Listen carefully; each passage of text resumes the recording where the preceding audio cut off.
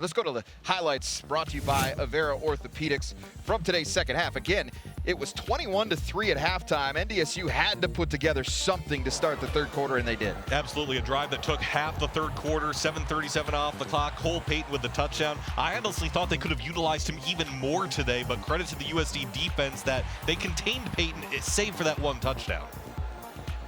And Payton, as you said, I mean, such a dynamic runner. But again, they stop him on a big third down there. They hold him to a field. A couple of big wins in the red zone today for USD. And then they took over with about 11 minutes to go in the ball game. They took 8 minutes off the clock on this drive, which ended up with that 37-yard field goal from Will Leland right here as he stays perfect on the season. 3 for 3 now for him. Of course, the late touchdown to Joe Stuffle. Too little, too late for North Dakota State today as the onside kick heads right out of bounds, and that's when you knew South Dakota had pulled off the upset. And quite the upset it is.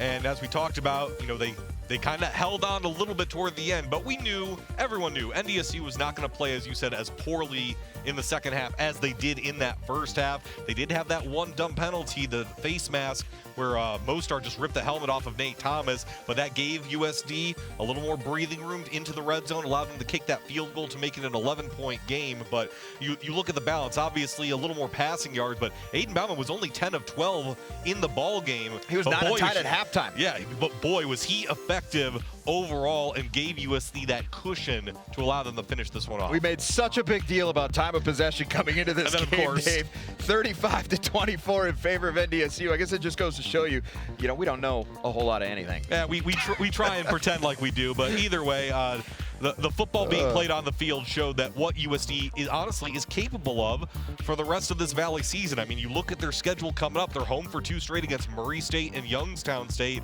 This is a Coyote team that, with this win, not only reinvigorates the fan base in Vermilion, reinvigorates the Coyote football team, but lets other people in the Valley know specifically they can contend with anyone.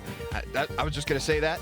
If you can win in this building as a road team, you can win anywhere in the country in FCS football.